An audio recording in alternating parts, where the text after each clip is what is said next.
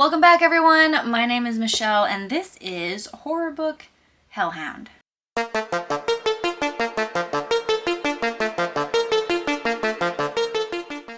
So today we're going to be deviating from our normal topic of basically all things horror related, and we're going to be talking about dark romance, or as I like to call it, smut.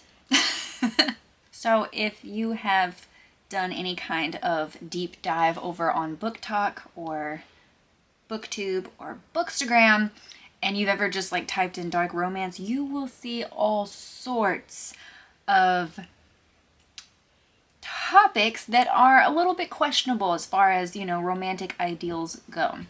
Now, keep in mind that dark romance is a little subjective, so some of these books that I find to be a little darker than others you might not agree with, and that's perfectly okay. Just like a lot of people disagree on what makes a true horror novel, there is some disagreement on what dark romance or smut entails. So in my personal opinion, smut is anything with sex scenes, okay? The spicier the better, in my opinion. But any kind of smut is going to have some level of spice in it, okay? There's going to be at least some sexual innuendos, okay? If not, blatant word porn, as I call it. Thank God I'm not monetized, because I'm pretty sure I would have just gotten demonetized. So I am going to talk to you about some of my all-time favorite dark romances or smut. So some of them fall under both categories, some are just one or the other, and we will discuss why that is as we go. One of the first series that I'm going to mention is definitely on the softer side as far as spice goes, but it is one that I have read and reread since I was probably 20. So a solid decade of reading these novels is just awesome. And that is Christine Feehan's Carpathian series. So this is the first book. Obviously my copy's a little beat to hell. I did buy it used, so let it go. But these Carpathian novels are amazing. In my opinion, they fall more along the line of paranormal romance. They do have some spice, so I guess you could qualify them as smut. I wouldn't necessarily call them dark romances just because they're not very disturbing, but there are some scenes throughout some of the novels that do get a little grotesque. But let me just tell you what it's about. So with this first book, we are introduced to Michael and Raven. We're also introduced to the concept that there is a race somewhere in between the realm of vampire and human. So yeah, the whole point of this being called the Carpathian series is the fact that this is how do we put it? This is a race or species that evolved into existence way before humankind. They are blessed with longevity/immortality. They're very much like vampires, but the only way one of them becomes a vampire is if they choose to give up their immortal soul and kill humans. So there's that distinction, which I find really cool. You definitely get a lot of spicy scenes having to do with vampiric activities, if you know what I mean. But with this series, it doesn't go full throttle dark, in my opinion. There's a lot of happy moments, light moments, romantic moments, instead of just pure like mind porn, which is my favorite thing to say nowadays. But this series holds up so well to the test of time, in my opinion. You have this concept that these Carpathian men, or this species, used to have what is termed in the books as life mates. And basically it's kind of a bonding, like a spiritual elemental bonding between two individuals, and they become pairs for life. Like they become like soul bonded, if you will. And we see that in other paranormal type romances. It's kind of a common theme, kind of goes along the lines of the whole soulmate idea. So it is very romantic, it is very sweet, but there are some horror-ish moments having to do with, the Carpathian men having to fight and defend the world against their brothers who have turned into vampires. So that gets a little down and dirty. And throughout the series, basically each book, you are being introduced to a new couple that is the focus. But what you'll notice throughout them is that they have a lot of interlinking with each other. You don't have to necessarily read them all in order to enjoy one, because I actually started this series on book 3 before I even knew that it was a series. So they do make okay standalone books, but I think if you read them from the jump throughout, you get kind of a better understanding of the world building and the plot, and you definitely understand where other characters fit into other people's stories over time. So definitely love this series. Cannot recommend it enough. It's not super spicy, so if you're wanting that mind porn, this is probably not the series for you, but it is very romantic.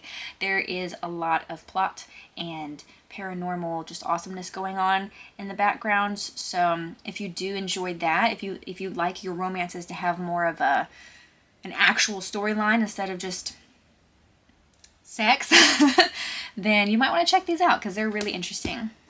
Okay, moving right along. I cannot make a video about romances or smut without bringing up this series. Ice Planet Barbarians. Now, I am only 3 books deep into this series. The 4th one is on its way in the mail as we speak. And I fucking love them. I love them so much. The first book was amazing. Definitely a lot of spice. Not super crazy spice, but a lot of spice. I was very happy with the spice level because there was just enough balance, in my opinion, between like the sex versus the actual storyline and some action thrown in there that it really kept me going. It kept me wanting to see what was going to happen next. And there were some very cute romantic moments in here as well. So basically with Ice Planet Barbarians, especially in this first book, you get a look at this group of women who have been abducted from Earth via these tiny, annoying ass little green men situation. Anyway, they end up being dumped because the craft that they're being carried in is either crashing or something's going wrong. Something happens to where they get dumped on this icy, frozen planet, and they don't know what to do. They're not built to survive on this planet, although they can breathe, so that's a good thing. So in the first book, we have our lead character. It goes by the name of Georgie, of all names, but I like it. She decides to kind of set out on her own, get the lay of the land, and see if there's any way to find help. And of course, who does she run into? Our Ice Planet Barbarians, the giant blue, beautiful people. And they make me think of the aliens in the movie Avatar. Is kind of what they make me think of. Just a little more muscular. But anyway. And along the lines, there is some things going on in the background that made me hella uncomfortable as far as parasitic organisms. If you know, you know. But the spice level was amazing. There's humor in these books. There's lightheartedness. There is romantic qualities for sure. But yeah, definitely along the lines of like sci-fi, paranormal type. Well, not paranormal, just sci-fi romance, right? And it does kind of go along the idea and concept of soul bonding or pair bonding as well, which I love that. I'm a hopeless romantic. I love it when we follow along the lines of like soulmates and all that bullshit. I love it. So I have the first one, the second one, which in my opinion was even better than the first one. Definitely spicier, if you know what I mean. And then I've just finished up the third one, which is called Barbarian Lover. I think the fourth one that's coming in the mail is called Barbarian Mine, but I'll talk about that one later. This one's been my least favorite so far. It is the shortest one, and I think it was mainly just because there wasn't as much spice. And it just seemed a little slower than the other two, but that's to be expected. Once you start reading the series, you'll understand why it kind of has to slow down after a while. But yeah, definitely would recommend that series if you're into things like that. The next two books are part of a trilogy. I don't have the third one yet and I haven't read it, so please do not ruin it for me in the comments down below. But we have The Never King and The Dark One by Nikki St. Crow. Oh my fucking god. These books are tiny, but they are packed with so much spice that I was not prepared, not ready, and was like hyperventilating by the end of it. So this was my first experience ever with the reverse harem trope. Had no idea really what all that would entail, but instead of one dude, many women, one woman, many dudes. Many very sexy dudes. But there is some fantasy qualities here. I would definitely call it a dark romance just because some of the spice gets a little on the dark side. But if that's your kink, then that's your kink. And there is absolutely no kink shaming here. So I definitely recommend these if you are into a hell of a lot more spice. Bondage is definitely a thing. I wouldn't say that there's any CNC. If you know, you know. But maybe here and there. Maybe a little bit more so in the dark one versus this one. But I am so excited to read the third one, which I think is called Vicious Darling or something like that. But anyway, still very excited to read that one. And honestly, after reading the first one, I was like, I'm not really into the whole reverse harem thing.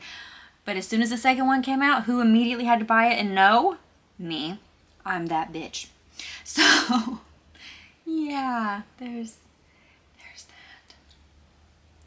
Another series that I want to cover with you guys that I've only read the first book out of, but I do actually have the second one, is the Souls trilogy by Harley LaRue. Might be no, it's LaRue, I think. I feel. I fucking loved this book. I loved this book so much. So much. And yes, we have some spice. I wouldn't say it's quite as spicy as the Never King series, but at the same time, yeah. We don't have a reverse harem here, but we do have some paranormal romance situations going on. We have some what could possibly be considered as monster fucking going on. I have no problem with that. I am a monster fucker. It's fine. Fine in my book. But this book was actually so good to me just for the simple fact that, yes, we have spice. Yes, we get kinky. Yes, we have a little bit of monster porn in here. But there's actually a kick-ass story involved with some elements that I found pretty horrifying. So it almost delves into horror as like a subgenre, in my opinion, just because some of the writing was so good when it came to the plot and the creatures involved and the descriptions and the grotesqueness. It was nice. I really liked it. So this one, I'm pretty sure I gave like 5 out of 5 stars. I have the second one, which is, the first one is Her Soul to Take. The second one is Her Soul for Revenge. And I don't know if it's a retelling of like the same situation with just 2 of the different characters or what, but I'm very excited. I need to read it soon, actually, because it's been a hot minute since I read that one. Another series that I thought was going to be a trilogy that I will never stop recommending is the Ruin of Roses series. I actually don't know if that's the name of the series. I will put it down below because I don't think that's the name of the series, but you'll see what we're talking about. This is by K.F. Breen. And holy fucking shit. This series has evolved in a way that I was not expecting. Okay, so we have our first book, which is coincidentally our smallest book, A Ruin of Roses. There is so much spice. There is so much naughtiness in this book. It's very sexual, obviously, but it's like mainly focused around the sexual mind porn, right? Sexual mind porn. It's like a little redundant, but definitely more of a mind porn beginning. However, when we move on to A Throne of Ruin, which is a chunky boy, we're getting a hell of a lot more plot. we're doing a hell of a lot more world building. We're doing some very romantic, softer scenes with our two still very horny main characters. But then we have a Kingdom of Ruin. And this is like a much deeper character development. Still a very chunky boy. Not much spice. However, the story has taken fucking flight. We have a lot more fantasy involvement, a lot more world building, character building for our lead character is fucking awesome. Okay? So I can't complain. I can't complain. We started with the first book, very much mind porn straight out the gate. Not much else to it.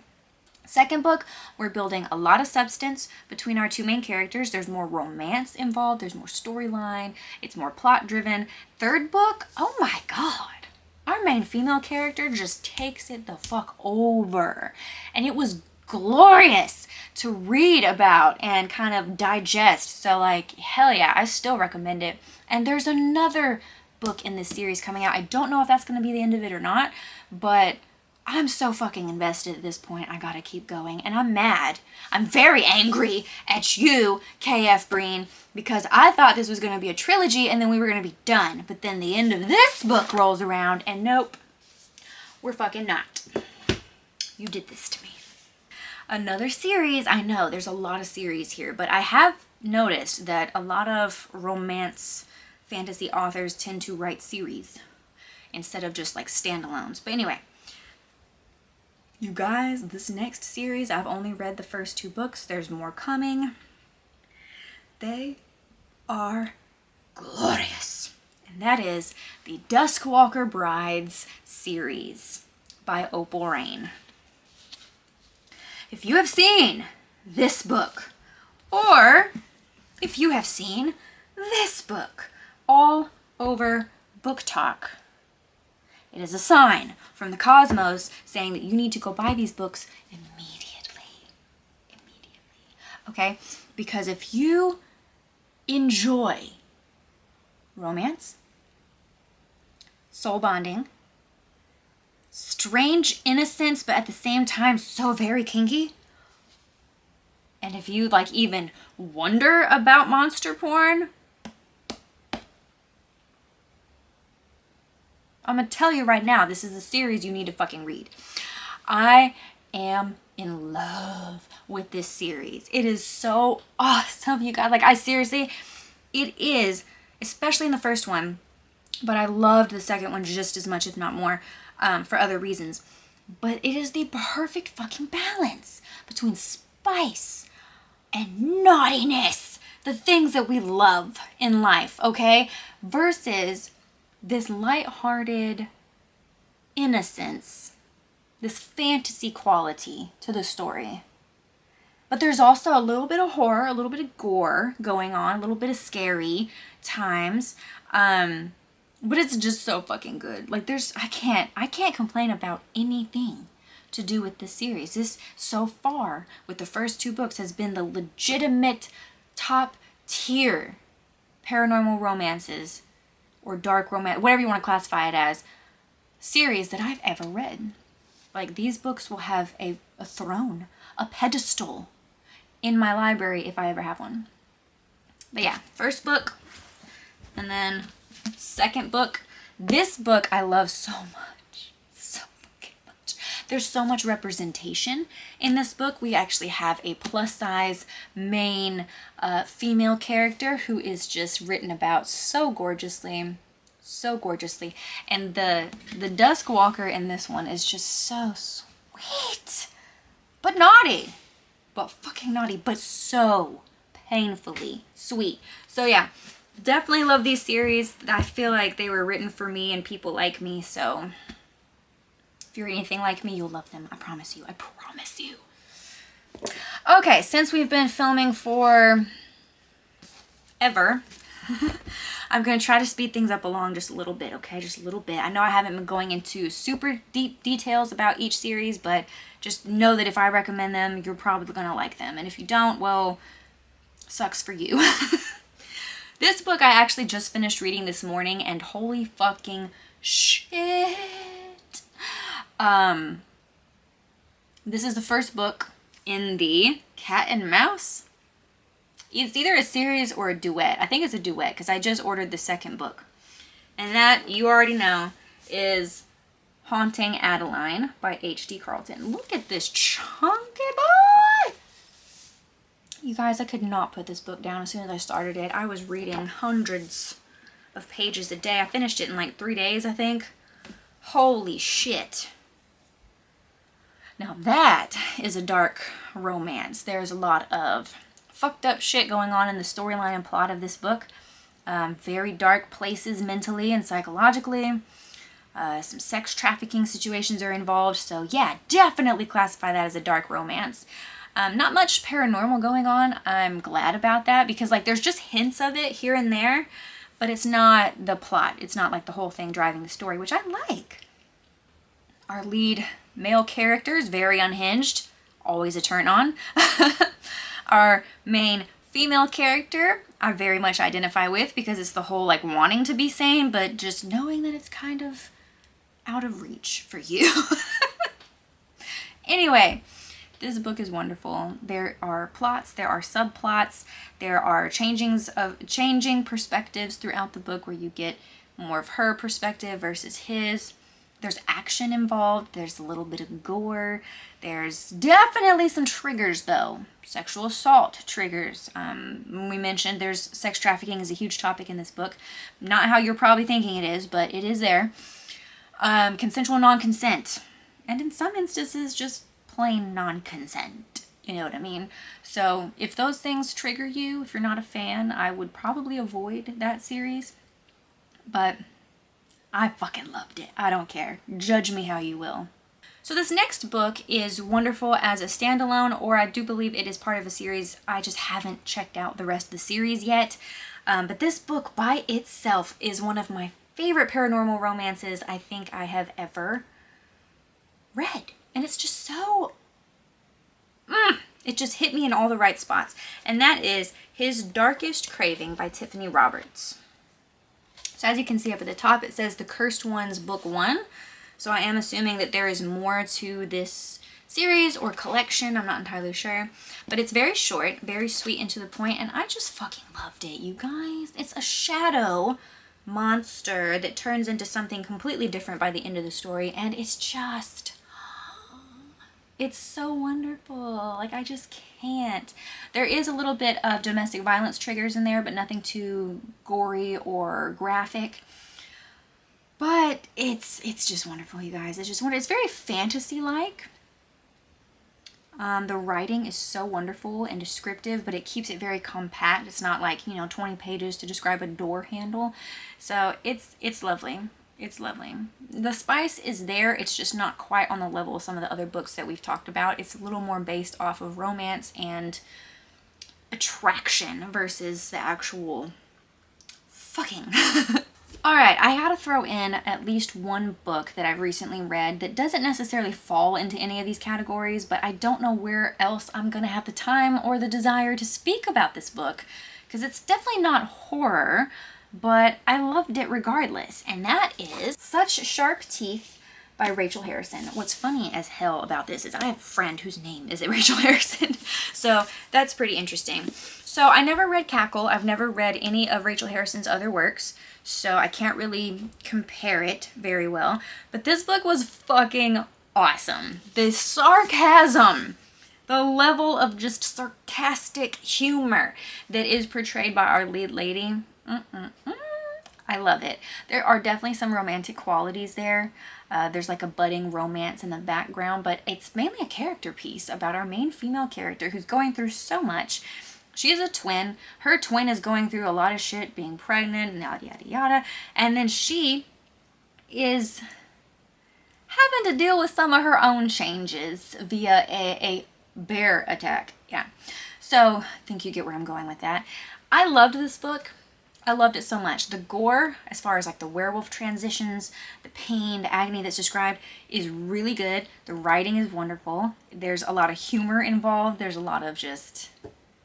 I loved it, man. And it ended okay. Like, it ended actually really okay. Like, it wasn't the best book in the world, but if you're just looking for kind of a lighthearted read with some paranormal elements and twists with maybe a tinge of romance, pick that bad boy up because it was actually really entertaining.